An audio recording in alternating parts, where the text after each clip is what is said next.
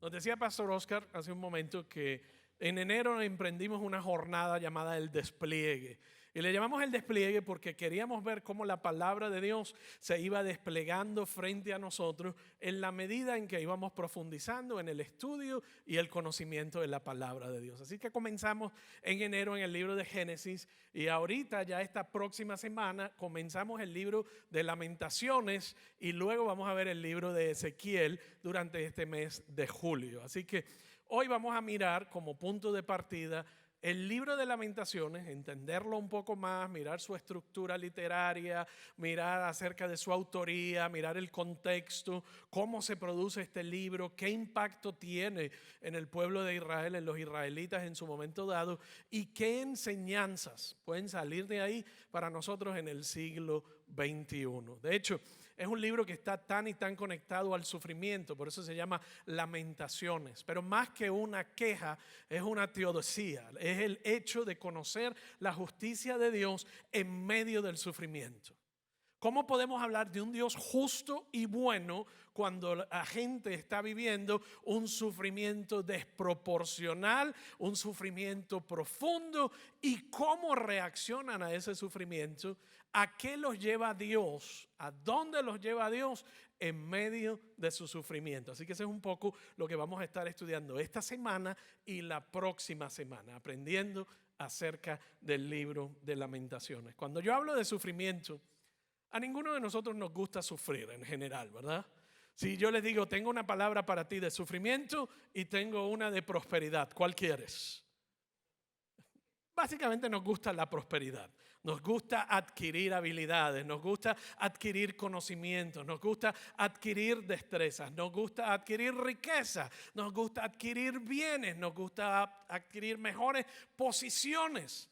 Y mientras que la Biblia, decía Oscar en Jeremías 29:11, quien es contemporáneo con el libro, Jeremías es contemporáneo con el libro que vamos a estar estudiando, el libro de Lamentaciones. De hecho, algunas personas, algunos teólogos le adjudican el libro de Lamentaciones a Jeremías, pero el libro en sí mismo nos da una autoría desconocida y no se describe, y de hecho la vida de Jeremías en ese tiempo lo posiciona en Egipto y no en Jerusalén, y la forma como está descrita el libro es un poema, no es un poema, son 5 poemas. El libro tiene 5 capítulos, son 5 poemas muy bien escritos que tienen niveles y, como diría yo, niveles de profundidad, no solamente desde la perspectiva literaria, sino desde la perspectiva de la experiencia del autor. El autor lo escribe desde una perspectiva de ayuda. Primero que nada, quería ayudarse a sí mismo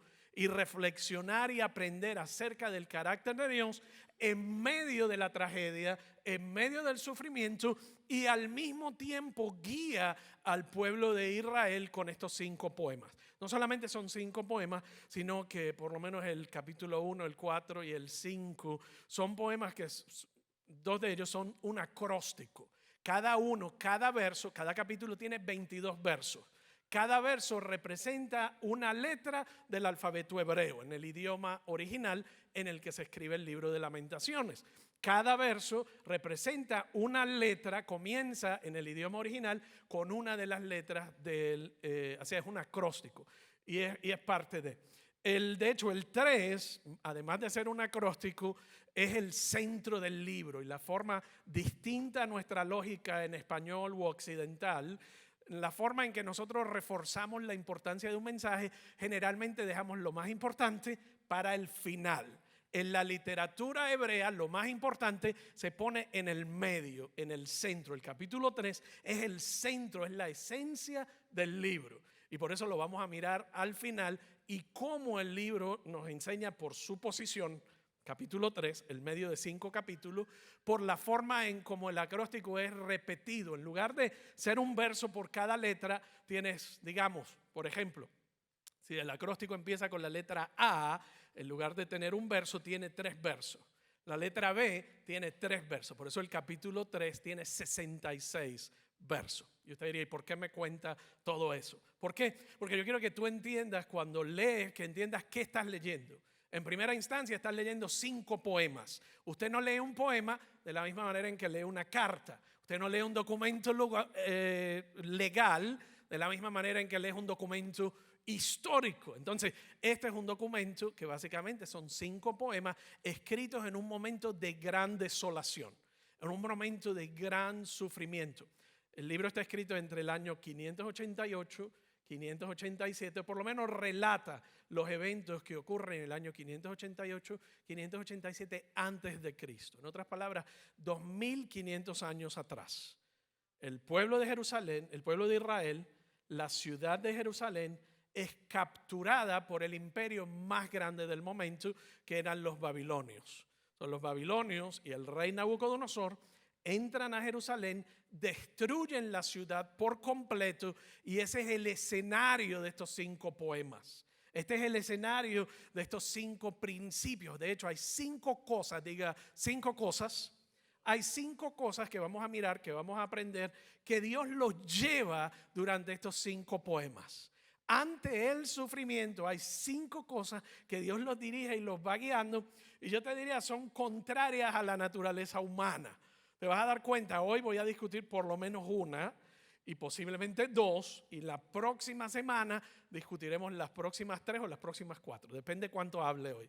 Pero lo voy a sacar de aquí a tiempo, pero sí voy a compartir gran parte de, no solamente darte la introducción del libro para que sepas de qué estamos aprendiendo, y cuando tú dediques el tiempo de leer esta próxima semana Lamentaciones, te va a explotar lo que estás leyendo frente a tus ojos, porque vas a entender qué estás leyendo. Así que te invito que si dejaste el plan de lectura abandonado, si empezaste con nosotros enero 1 y enero 3 te aburriste y te cansaste, móntate en el barco de nuevo, no en Génesis, móntate en Lamentaciones. Y en lugar de lamentarte por lo que no has hecho, aprende de las lamentaciones y a qué nos lleva Dios a la victoria, a su pueblo, en medio del sufrimiento más terrible. Así que te invito, arranca hoy o mañana con el libro de Lamentaciones. Son 5 capítulos, 5 poemas, súper cortos, súper fácil, y es una manera de mantenerte integrado y expandiendo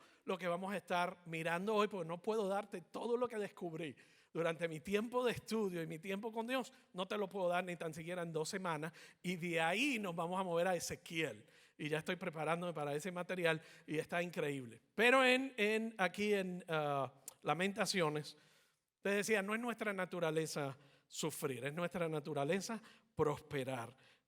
Granger Westberg, uno de los mejores autores en cuanto a sufrimiento y pérdida, él escribió un libro en inglés que se llama Good Grief, y está también en español. Se llama La pérdida de un ser querido, en español, La pérdida de un ser querido. Y él nos dice que el duelo, la pérdida, el sufrimiento es una experiencia más común de lo que nosotros nos imaginamos. No solo por lo que pasamos en momentos significativos en nuestra vida, cuando muere alguien a quien amamos, sino que la pérdida y el sufrimiento en distinto nivel y en distinto grado es algo que ocurre todos los días. Un cambio que haga tu cónyuge, acordaron un plan, acordaron vacaciones y de repente te lo cambió. Eso trae sufrimiento a tu vida por la pérdida ya de una estructura, de un conocimiento. Un cambio de jefe en tu vida.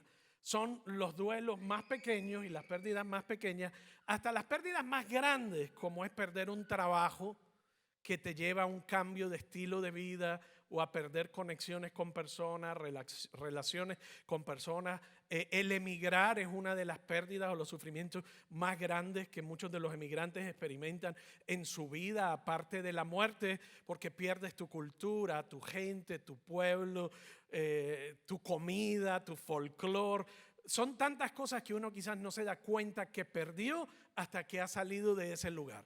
Y mientras que uno crece y uno florece donde Dios te ha puesto, son pérdidas significativas que marcan nuestras vidas. Las pérdidas y el sufrimiento marcan nuestras vidas. Westberg nos habla acerca de cómo tú has afrontado el sufrimiento. ¿Cuál es tu tendencia? ¿Cómo reaccionas cuando enfrentas sufrimiento en tu vida? Y esta pregunta es fundamental porque la vamos a contrastar cómo responde el pueblo de Israel y a dónde Dios los lleva, y cómo reaccionan guiados por Él ante la pérdida y el sufrimiento.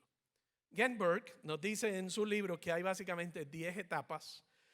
Las formas en que nosotros reaccionamos son 10 etapas. La número 1, primero, cuando sufrimos una gran pérdida, estamos en estado de shock. Viene el shock, viene la negación. Número 2, expresamos emoción. Comienza una serie de emociones que revuelcan toda tu alma completa y muchas veces las expresamos y muchas veces nos consumen. Número 3, nos sentimos deprimidos y solos ante la pérdida. 4, podemos experimentar algunos síntomas físicos de angustia. Número 5, podemos sentir pánico. Número 6, tenemos un sentimiento de culpa por la pérdida. Nos echamos la culpa a nosotros o culpamos a otros o a otra cosa cuando experimentamos y sufrimos pérdida.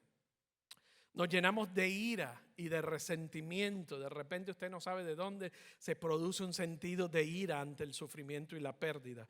Número 8, nos resistimos a volver a tener esperanza. Nos resistimos a volver a tener esperanza. Y número 9, poco a poco va surgiendo la esperanza. Y el número 10, luchamos por afirmar la realidad. Ante esa nueva realidad, luchamos, batallamos y nos cuesta por afirmar esa nueva realidad junto con la pérdida que hemos experimentado o que hemos vivido. La pregunta que te hago hoy es, ¿cómo has afrontado el sufrimiento en tu vida? ¿Cómo has afrontado la pérdida? ¿Qué haces o has hecho ante el sufrimiento y la pérdida? El sufrimiento puede ser cuando tenías 3 años o 5 años y perdiste tu inocencia, o puede ser el mes pasado, o puede ser el año pasado ante la pérdida de un ser querido o de un trabajo o de un estilo de vida, o sufrimiento que ha llegado a tu vida que tú no lo puedes identificar, pero sigue marcando tu vida, la pérdida y el sufrimiento. Te dije que en el año 588-87 los babilonios asedian a Jerusalén completa y durante ese año, durante año y medio de hecho, atacándolos continuamente, causando calamidades profundas en sus habitantes, y el pueblo de Jerusalén se lamenta por ese sufrimiento, se lamenta. Los babilonios hacen varias cosas: destruyen el templo, destruyen el palacio, destruyen las murallas que protegía su ciudad, destruyeron los centros de adoración, destruyeron prácticamente a Jerusalén. Los sobrevivientes lucharon por enfrentarse y defender a Judá y a Jerusalén, y como diría Westberg, lucharon por enfrentarse a la enormidad de una pérdida tan grande. Digamos, para entender qué es lo que estamos estudiando aquí, que mañana usted se levanta por la mañana, la Casa Blanca ha sido destruida y desapareció la presidencia, el Congreso, desapareció todo lo que es el sistema político federal, desaparecen los sistemas políticos estatales, desaparecen los sistemas políticos de la ciudad, el banco donde usted va normalmente está destruido, la iglesia donde usted va los domingos está destruida, la escuela donde van sus hijos está en ruina y ha colapsado. La gente que usted ha conocido están destruidos, algunos han muerto, y en la medida en que va pasando el tiempo, la gente se canibaliza literalmente, lo dice en uno de los poemas, y se destruyen los unos a otros, y todo lo que usted conoce hoy como su mundo desaparece, porque un país, un imperio, invade su país. Eso es lo que está experimentando Jerusalén en ese momento. Sus generaciones próximas han sido robadas, sus jóvenes, mujeres, jovencitas y jovencitos han sido llevados al exilio y tomados como esclavos, sus sacerdotes y sus pastores han muerto, toda su economía se ha colapsado y a causa de la economía no pueden comprar nada, hay hambre, no hay forma de intercambiar y están totalmente destruidos. En un contexto así y aún más extenso es que se escribe el libro de Lamentaciones. Ahí es que se escribe el libro de Lamentaciones, compuesto por estos 5 poemas utilizando el alfabeto.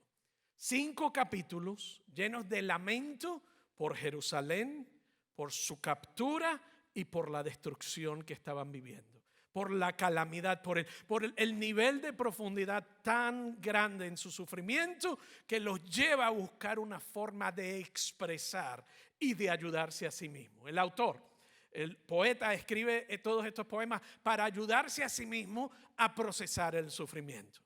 El poeta escribe estos poemas para ayudar al pueblo de Israel a procesar. Y se convierte más de un poeta en un profeta que va guiando hacia la voluntad de Dios en medio de un sufrimiento inexplicable. ¿Está conmigo hasta aquí? Esto es lo que nos está pintando el panorama y vamos a verlo, porque no solo ellos pierden esa ciudad, sino que era su ciudad principal.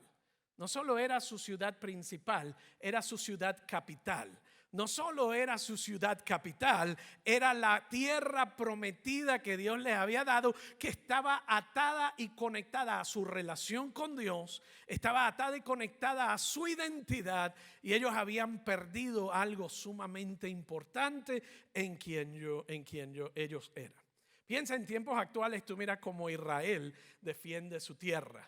Imagínate los israelitas de 2500 años atrás, cuando hacen que pierdan los babilonios, hacen que pierdan la línea de gobernación del rey David. Han perdido a su gobernante, han perdido los sacerdotes, han perdido los sacrificios, han perdido el templo, han perdido los profetas, han perdido inclusive su propia tierra prometida. Fue una pérdida devastadora. Tú puedes mirarlo en la historia y fue una pérdida devastadora que yo creo que a veces nos cuesta poder imaginar. Porque para ellos perder la tierra era perder la promesa, era perder parte de su identidad. Jeremías había profetizado, si leíste el libro de Jeremías en los últimos días o en el último mes, Jeremías profetizó acerca de esta calamidad, profetizó acerca del sufrimiento, profetizó acerca de la justicia de Dios. Uno de los temas prevalentes en el libro de Lamentaciones, la justicia de Dios. Dios está haciendo justicia en el libro de Lamentaciones. Pero ya el pueblo israelita no está conociendo la justicia, no está conociendo el sufrimiento como un principio teológico, lo está conociendo en carne y hueso en su vivencia diaria. Está conociendo la calamidad, la justicia y el sufrimiento en su propia casa. O sea, ha desaparecido todo lo que ellos conocían como sociedad civil, cultural, religiosa. Ellos habían perdido todo. Era un sufrimiento grotesco el que estaba viviendo la gente. Y Lamentaciones se escribe para ayudar a la gente a afrontar el sufrimiento y a afrontar la pérdida. El sufrimiento, te decía yo hace un momento, es algo que nos marca de tal manera que es un punto de inflexión. ¿Usted sabe lo que es un punto de inflexión? Es uno de esos momentos que causan un viraje en tu vida. El sufrimiento grande en nuestra vida no es algo que usted le pasa por encima, como pasa por encima de algo, de una piedra en la carretera, y lo saltó. No, el sufrimiento te marca y el sufrimiento actúa como un punto de inflexión en nuestras esperanzas. Actúa como un punto de inflexión refinándolas, las refina, incluso las cambia o nos endurece y nos hace más flexibles en las manos de Dios.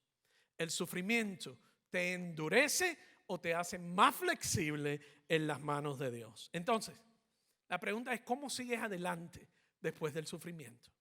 ¿Cómo sigues adelante después del sufrimiento? Quizás hoy podamos aprender algo al estudiar el pueblo de Israel en su sufrimiento acerca de cómo puedo yo seguir adelante después de mi sufrimiento. Dios lleva al pueblo de Israel a hacer algo más que lamentarse por su sufrimiento. Hay gente que se queda en el lamento y se quedan por años estancados en el lamento.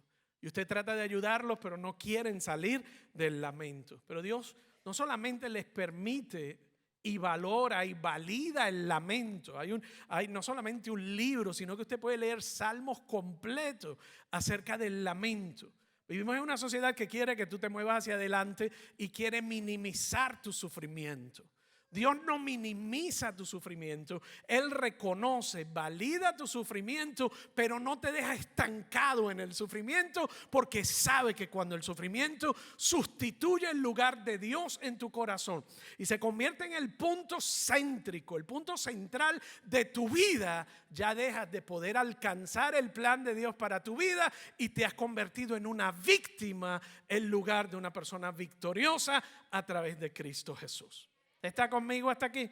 Ok. Entonces, por eso es que Él nos deja Lamentaciones. Nos dice, esto fue lo que hizo el pueblo de Israel. Tú tienes la opción de quedarte ahí. Yo sé que tu dolor es grande, pero tienes la opción de quedarte ahí o tienes la opción de moverte hacia adelante. Hay unas formas naturales de respuestas ante el sufrimiento. Y hay unas formas sobrenaturales que sin la gracia de Dios no puedes adueñarte de ellas. No son por esfuerzo humano. Por esfuerzo humano tú solo puedes hacer lo que puedes hacer desde una perspectiva psicológica, emotiva, fisiológica, de aprendizaje, de conocimiento para salir. Y mientras que todo eso es importante, no es transformacional. Porque siempre te lleva al mismo punto de desesperanza. Vamos al primer punto de a dónde los lleva Dios en medio de su sufrimiento y de su pérdida. Dios los lleva a los israelitas a confesar su pecado. Este es el primer paso ante el sufrimiento, de dónde los lleva Dios ante su sufrimiento. Si usted me pregunta a mí, eso no es lo que yo hubiera puesto ahí.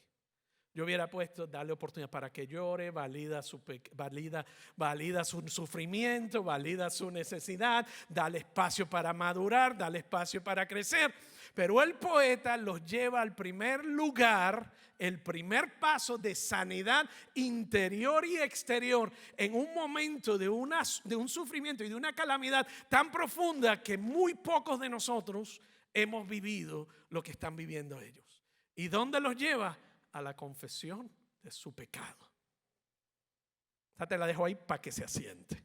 No te tiene que gustar, todavía no, pero te debe llevar al punto de reflexionar por qué los israelitas van a confesar su pecado en medio del sufrimiento. Hay otras 20 cosas que se me ocurren hacer que me darían mayor placer y satisfacción, como culpar a otra gente o culpar a otras cosas. Siempre el que sufre culpa porque alguien tiene que pagar tu sufrimiento. Pero te voy a decir quién va a pagar y quién ya pagó. El número 1 fue Dios los lleva a la confesión de pecado. Excelente tema para hoy. Vamos a ver el capítulo 1, que te dije que era un poema, ¿verdad? Y si te fijas, cuando lo mires en pantalla, yo creo que te va a dar la palabra después de la cita, te dice Aleph. Y Aleph es la primera letra del abecedario judío. ¿Por qué? Porque es un acróstico y ese es el primer verso, ¿verdad? Y es interesante porque no solamente te describe la soledad o la desolación más bien de Jerusalén, sino que lo hace de una forma poética, y en el primer capítulo utiliza la imagen de una viuda para expresar la desolación del pueblo de Israel. Y te dice lo siguiente: ¡ay! Cuán desolada se encuentra la que fue ciudad populosa. En otras palabras, una ciudad donde todo el mundo quería mudarse a ella. Una ciudad en cierto sentido eterna, una ciudad en cierto sentido exitosa. Y dice, una ciudad, cuán desolada se encuentra la ciudad populosa. Tiene apariencia de viuda, la que fue grande entre las naciones, hoy es esclava de las provincias. La que fue gran señora entre ellas, solo ve amargura, llanto. No hay amigos sino enemigos que te persiguen. No hay amigos que te consuele. Solo hay aflicción y solo hay exilio. El verso 4, dice Dalet, la cuarta letra: los caminos de Sión están en duelo. En otras palabras, hay desolación. En todas las calles lo que ves es tristeza, lo que ves es gente muerta, lo que ves es gente con hambre, lo que ves es gente enferma. Los caminos de Sión están de duelo, ya nadie asiste a sus fiestas solemnes. En otras palabras, no pueden ni asistir a la iglesia, no pueden asistir a sus ceremonias religiosas, no pueden participar de una adoración corporativa. Las puertas de la ciudad son desoladas, lo que le proveía seguridad está desolado. Sollozan sus sacerdotes, sus líderes espirituales lloran por la condición, lloran por el pueblo, lloran por lo que están viendo. Se turban sus doncellas, toda ella es amargura. Y el verso 5 dice, sus enemigos se volvieron sus amos. Tranquilos se ven sus adversarios. El Señor la ha acongojado por causa de sus muchos pecados. Sus hijos marcharon al cautiverio arrastrados por sus enemigos. La desolación queda aún más plasmada todavía, si no puedes ver la imagen, en el verso 18, en el verso 9, perdón, donde dice, sus vestidos están llenos de inmundicia. Toda la gente que andaba bien vestida, toda la gente que andaba de alta sociedad, toda la gente que andaba con buenos trabajos, toda la gente que andaba con ciudadanías, con papeles, con documentación, toda la gente que andaba en buena posición, dice, hoy están vestidos llenos de inmundicia. No tomó en cuenta lo que le esperaba. Su caída fue sorprendente. En otras palabras, estaban tan y tan distraídos que lo que ocurrió los tomó por sorpresa. Estaban tan entretenidos con su cotidianidad que se los tomó por sorpresa. No hubo nadie que los consolara. Mira, Señor, mi aflicción. El enemigo ha triunfado. En otras palabras, no veo la victoria aquí. No veo la posibilidad, no veo la salida, no veo cómo vamos a salir de esta. El verso 10 dice, el enemigo se adueñó de todos los tesoros de Jerusalén. En otras palabras, daban lo que tenían por un bocado de comida. Daban lo que tenían que ya no tenía valor para ellos para poder mantenerse seguros. Vio ella penetrar en su santuario a las naciones paganas, a las que tú prohibiste entrar en tu asamblea. Y el verso 11 continúa describiendo la condición de Jerusalén, la desolación. Todo su pueblo solloza. O sea, de alguna manera el sufrimiento había tocado cada una de las familias de esa ciudad. Todo su pueblo solloza y anda en busca de pan para mantenerse con vida. El hambre era tal que andaban desesperados. Cambian por comida sus tesoros. Mira, Señor, date cuenta de cómo me están humillando. El ejército había sido derrotado. Los líderes religiosos habían sido derrotados. Los ejércitos que estaban fuera de la muralla que protegía la ciudad habían sido asesinados. Y los que estaban dentro de la ciudad habían muerto de hambre. Vas viendo la imagen de lo que estaba ocurriendo y el nivel de sufrimiento que estaban viendo. ¿Y a qué los lleva a Dios como primer paso? Confesar sus pecados.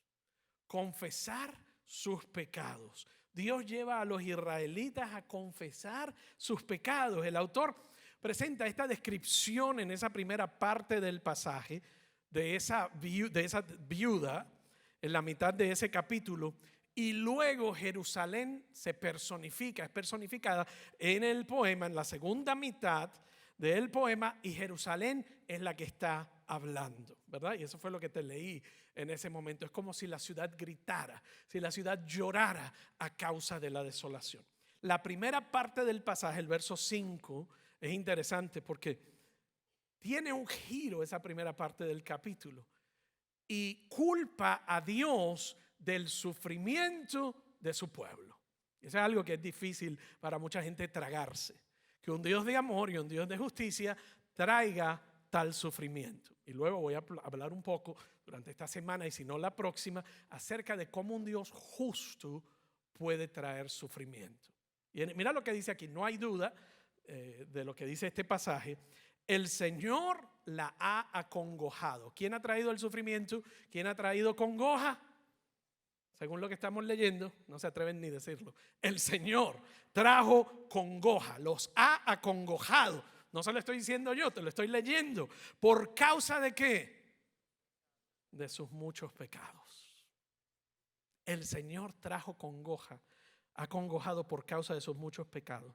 Sus pecados son la razón de su sufrimiento. Y no te desvíes porque el tema no es, pues lo que me ocurrió fue por mi culpa. Ese no es el tema, esa es una desviación teológica y una mala interpretación de lo que te estoy enseñando hoy.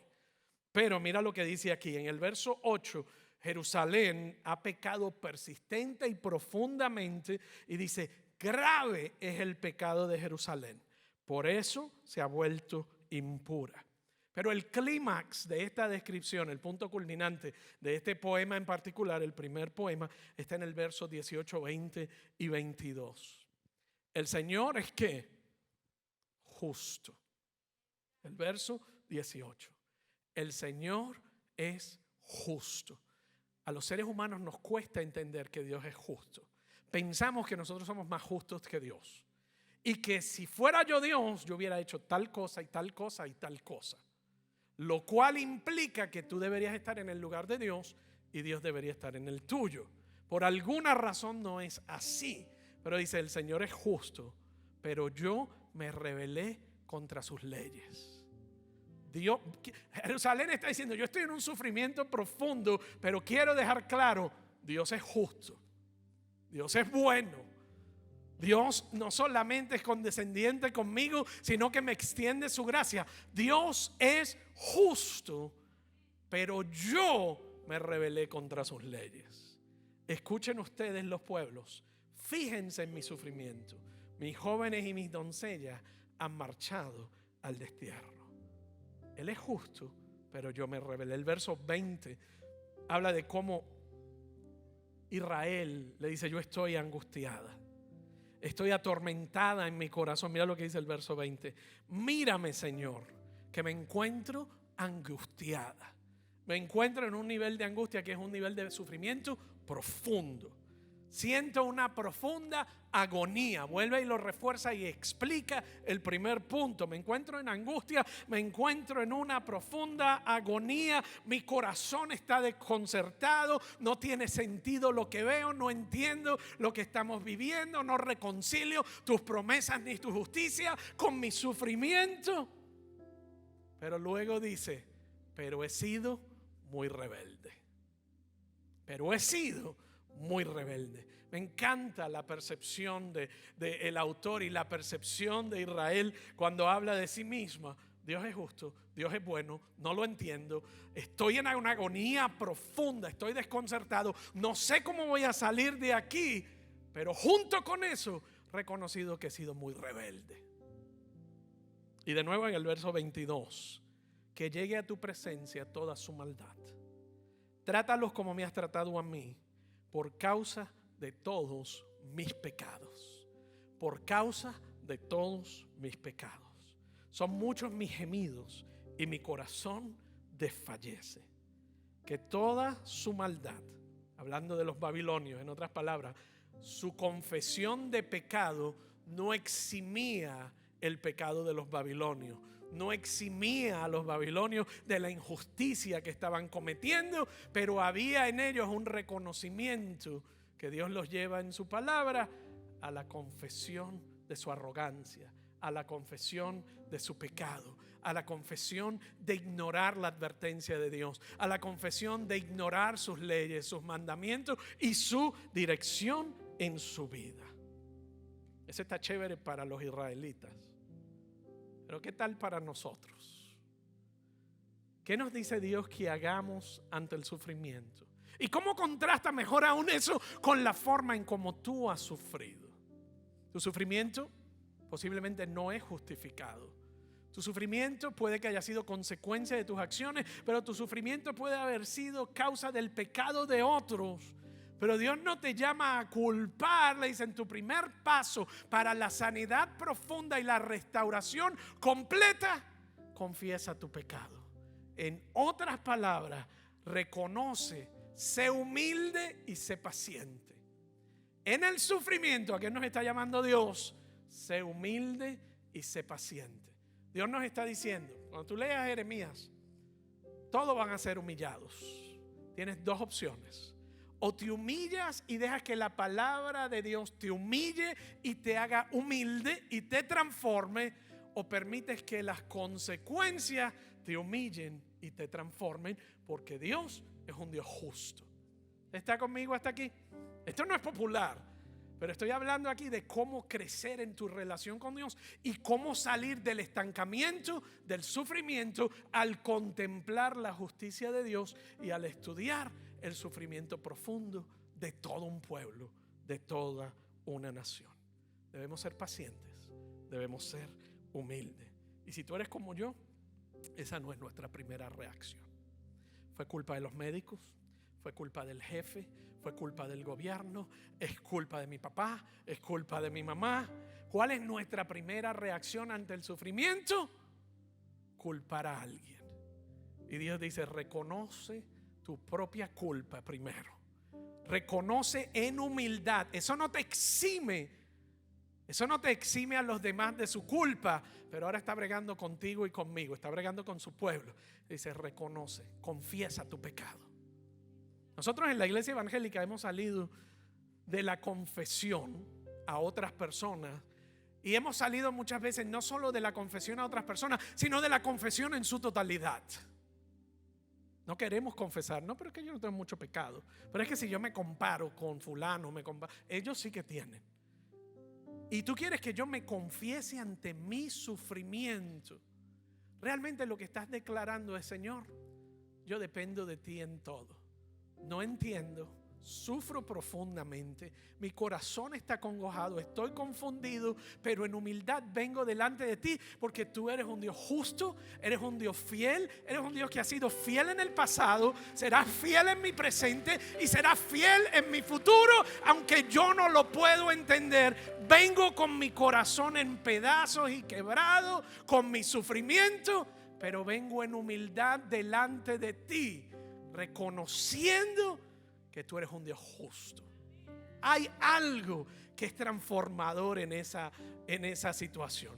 Hay algo que es reconfortante, porque ya no depende de mi propia capacidad para sanar mi sufrimiento, sino que pongo en manos de Él mi corazón completo y en fe confieso mi culpa, mi pecado. Soy humilde y soy paciente como tú lo has sido conmigo. En otras palabras, está diciendo, Señor,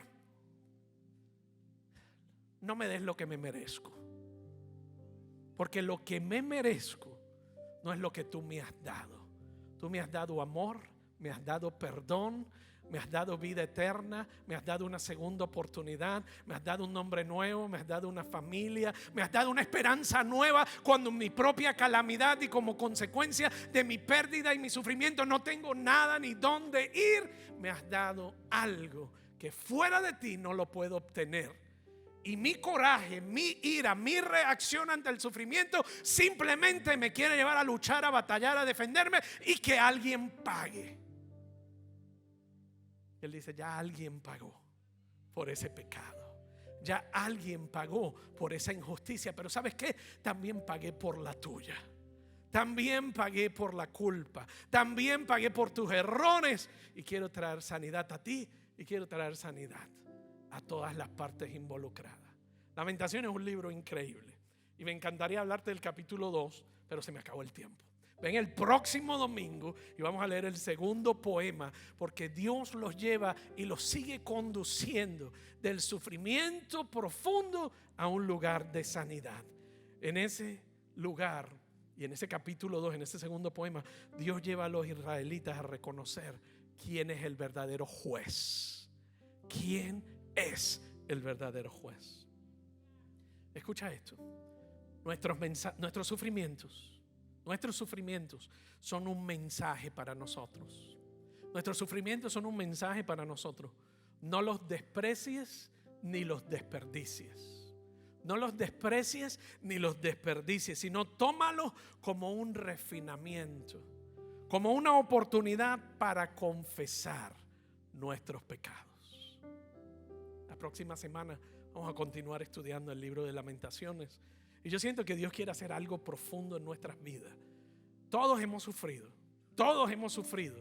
Grandes sufrimientos o pequeños sufrimientos, pero la composición de cada uno de esos muchas veces nos aísla, nos separa, y la falta de restablecer esa relación con Dios y una profundidad en Él y una confianza en Él y una humildad en Él nos lleva a la autodestrucción.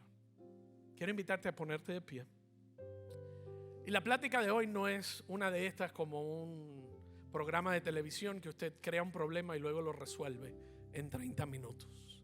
La plática de hoy es una más reflexiva que nos lleva a masticarla, a procesarla y a vivirla durante el resto de esta semana. A regresar al libro de Lamentaciones y a decirle, Señor, prepara mi corazón. Prepara lo que queda de él y haz un corazón nuevo, porque quiero volver a tener esperanza. Y la única esperanza segura viene en Cristo Jesús. Así que te voy a pedir hoy como primer paso, practica la confesión.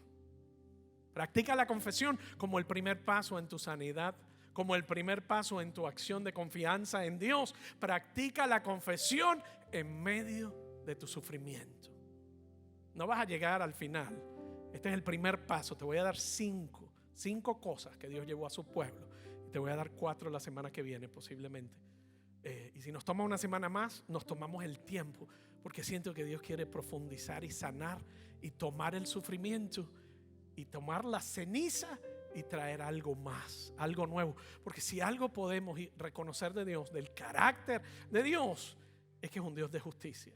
Que aunque tú no lo puedas ver, Él está obrando. Aunque yo no lo pueda entender, Él está obrando. Aunque yo no pueda sentirlo, Él está obrando. Aunque yo no pueda visualizar cuál es la salida de mi lugar de confusión y de mi espacio, Él está obrando. Y Él lo único que te pide es: pon tu fe en Cristo. Pon tu fe en Cristo, el Dios de justicia, el Dios de amor, el Dios de perdón y el Dios de gracia. Yo quiero invitar al equipo de oración que me acompañe mientras preparamos nuestros corazones para reflexionar en lo que es la confesión de nuestros pecados, en lo que es la paciencia en poder esperar bien en Dios y en lo que es ser humildes delante de Él y, aunque no lo entienda, confiar en Él. Si deseas recibir oración porque algo tocó tu vida, o si deseas recibir oración porque hay una necesidad en tu vida, o porque no sabes cómo orar, o porque estás enfermo o enferma, o conoces a alguien que necesita el poder de la oración, nos encanta unir nuestra fe a la tuya y nos encanta interceder contigo ante el trono de la gracia. No te vayas de aquí con incertidumbre, no te vayas de aquí sin antes recibir oración. Y mientras tanto, mientras reflexionamos en nuestra confesión, yo quiero que reflexionemos y cantemos esta canción que nos habla acerca de cómo podemos confiar en Él, porque Él está obrando, aún en mi dolor, aún en mi sufrimiento. Y quiero darle las gracias también a Gaby, quien está con nosotros desde Puerto Rico y se unió a nuestro equipo hoy para dirigirnos en alabanza y adoración, y estuvo en Garland. Gaby es parte de una de nuestras iglesias en Puerto Rico y forma parte del equipo de trabajo allá. Y gracias por estar con nosotros en esta etapa, en esta nueva etapa de lo que Dios está haciendo en tu vida. Amén. Oremos y cantemos juntos.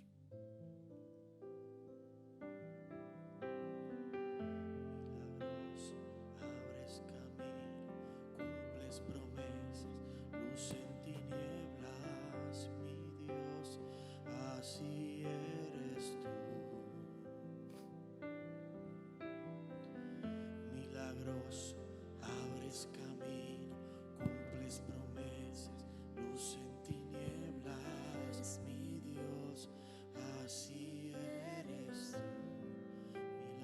Milagroso,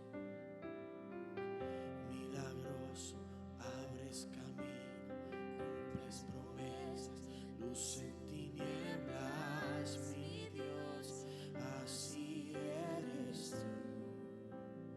así eres tú. Milagroso, abres camino, cumples promesas, luz en tinieblas, mi Dios, así eres tú.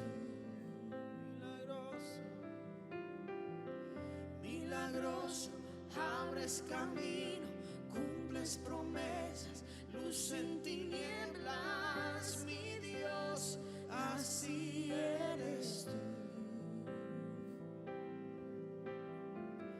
Milagroso, abres camino, cumples promesas, luz en tinieblas, mi Dios, así eres tú.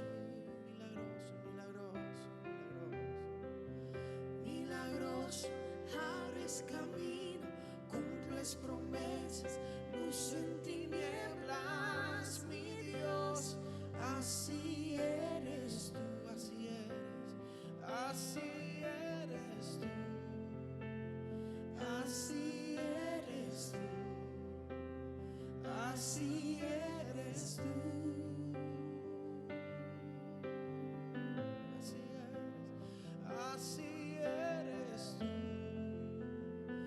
así eres tú,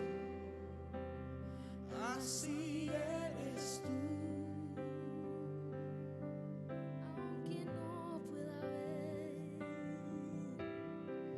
Aunque no pueda ver, estás orando. Aunque no pueda ver, estás orando. Siempre estás orando. Siempre estás orando. Aunque no pueda ver, estás orando. Aunque no pueda ver, estás orando. Siempre estás orando. Siempre estás orando. Aunque no pueda ver, estás orando. Aunque no pueda ver, estás orando. Siempre estás orando. Siempre estás orando. Aunque no pueda ver, estás orando. Aunque no pueda ver, estás orando. Siempre estás orando. Siempre estás orando. Milagroso, abres camino, cumples promesas, luz en tinieblas, mi Dios, así eres tú. Milagroso. Gracias, Señor, por este momento en tu presencia. Gracias porque tú irrumpes las leyes naturales, nuestra propia naturaleza, nuestra propia concupiscencia, nuestro propio pecado, y nos llamas a una relación de amor contigo, de justicia a través de Jesucristo y de restauración a través del camino y la brecha que creaste a través del sacrificio de Cristo y la resurrección. Reconocemos nuestro pecado. Ante el sufrimiento, nuestra naturaleza nos dice que actuemos, pero tú nos dices que esperemos pacientemente y humildemente en ti, oh Dios. Permite que esa verdad profunda transforme nuestros corazones durante esta semana, mientras leemos tu palabra, estudiamos y aprendemos de ella. En el nombre de Jesús. Amén.